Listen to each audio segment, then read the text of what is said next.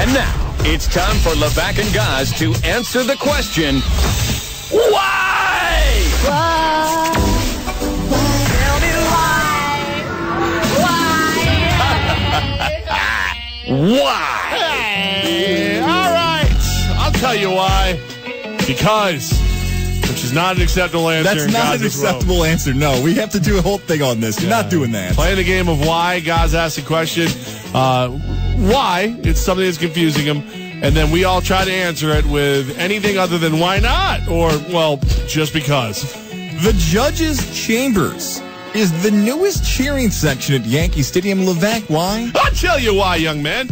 It's entertaining. It's fun. We have abused baseball for the last 20-plus years for not marketing their young stars, and the Yankees get it. The Yankees know that this is...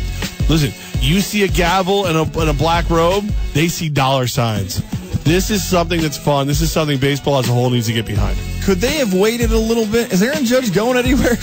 In 2018, they could have done this. I mean, the guy's only been really tearing it up since April and May in the early part. Then we're going to do Gleyber Torres. Oh, and then you want a Torres section? Yeah, we're going to have like Torres. We're going to have like a bullfighting section. Then Clint Frazier comes up. It's the head section. Everybody's going to have red wigs. Okay.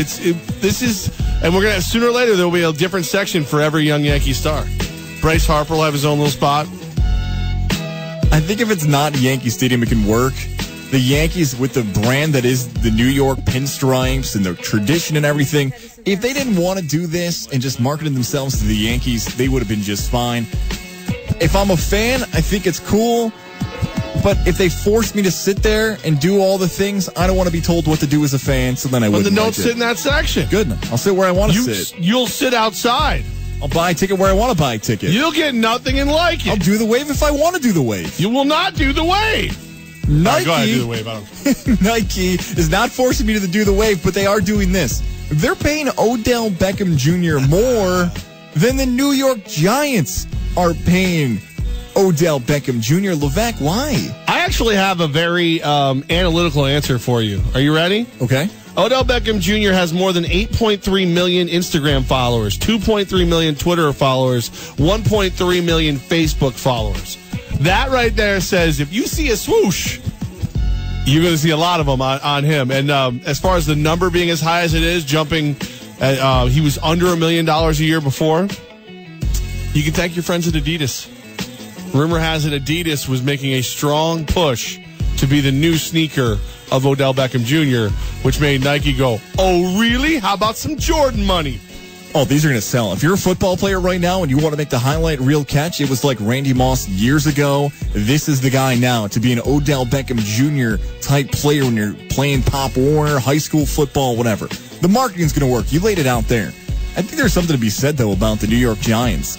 I'm still a little surprised we've never heard the rumblings of an Odell Beckham Jr. holdout for how productive he's been and the amount of money that he's really making. What is he, right around 35 to 40th highest paid wide receiver in the NFL? $1.8 million in change this year. But here would be my answer to Odell Beckham Jr.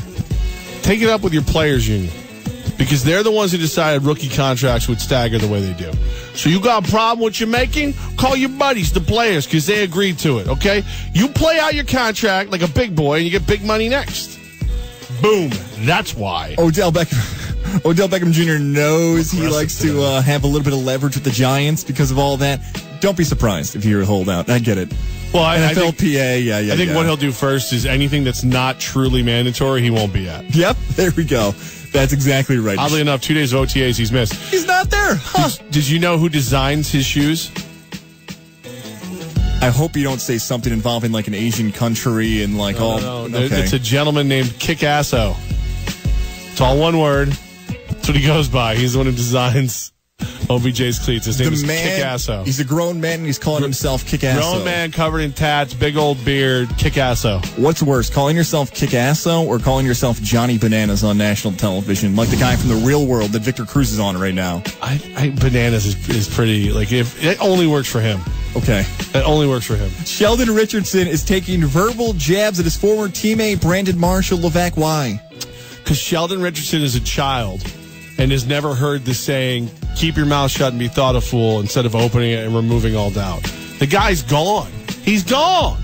He gone. Why are you still talking about him? What are the positives of Sheldon Richardson? Maybe to save face for himself, maybe to become the new media darling with the New York Jets and media, because Brandon Marshall was that last year.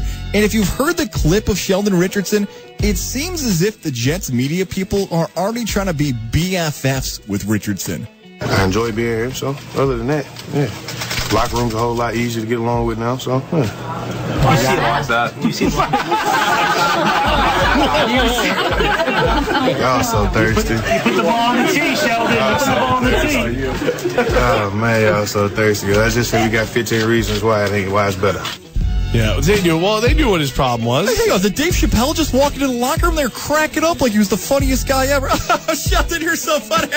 Tell us a quote. Dude, don't do it. Come on, man. A little media etiquette in there, please. You and media etiquette. You act like our job matters. It does, man. People want to consume this. People want to have fun. Hang on. They're doing a job there. They're not supposed to be buddy-buddy BFFs with Sheldon Richardson.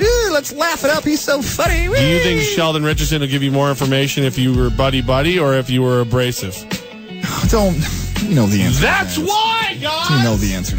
Ryan Fitzpatrick is also taking shots at the New York Jet franchise. Why? If you don't know the story, Ryan Fitzpatrick basically had said the Jets were playing musical chairs with him at the quarterback position, and they pulled the chair out from underneath him. Gaz, he was misquoted. He was taken out of context. Oh, he was? Really?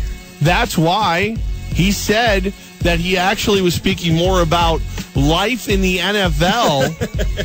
I'm not even kidding. I got to find the exact quote for you. I wish I knew you were going to bring this one up. I'm sorry. He said, all right, hold on. He said that his comments were taken out of context. Here's the full quote about losing his job last season. Quote, "That's the harsh reality of the NFL. There's only so many jobs that are available. I can't complain about it. Last year I was the starter. If you play well as the starter, you continue to play. I didn't play well, so I lost a game of musical chairs. They pulled out my chair from under me." Do you believe him? It's believable. You're a good little PR move right there. That was nice. You might get a little offside job doing PR stuff, because hearing it in context like that, maybe I back off a bit of the criticism. And that's why I don't believe there's any kind of professional media, by the way. Because somebody heard all that and went, all right, this is the part that'll get me quotes. I would still think that Ryan Fitzpatrick owns up a little bit. It's less about the Jets pulling the chair from underneath him and more about him just not being good enough. And the Jets really kind of never seemed like they wanted Ryan Fitzpatrick. He's guilty of that too, though. As you touched on yesterday, he did his best to hold out, not want to sign a deal, and all of those things. I got two more for you. Why? There's a huge gap between the conference finals and the NBA playoffs and the overall NBA finals. If Boston loses to Cleveland on Thursday, we will not see the NBA finals until June 1st. Why?